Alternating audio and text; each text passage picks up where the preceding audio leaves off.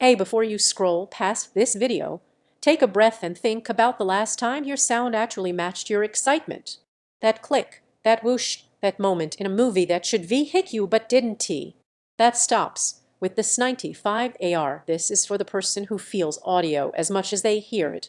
You're the one who knows when the bass should thrum deep in your chest, when dialogue should cut clean through the mix, when sound should move around you instead of just blasting from the front. You've lived with compromise long enough. Go check the current price and stock right now. Systems like this shift fast, and every minute you wait could be more than just a few dollars. You know that moment when your old setup just ran out of headroom? That feeling of cranking volume and still chasing clarity? That was me before this soundbar. The first night I switched, it was like the audio finally caught up with my expectations. The room felt alive, and for the first time in months, I didn't question whether the sound team meant what I was hearing. I just felt it. It's not just about power. It's about how it sits in the room, how the Atmos layers stretch overhead, how every whisper lands exactly where it should. Gaming feels tactical. Explosions feel elemental. Music feels like someone pulled back the curtain and let you in. Even routine shows felt more intentional, more present. Don't drift waiting for prices to settle that rarely happens.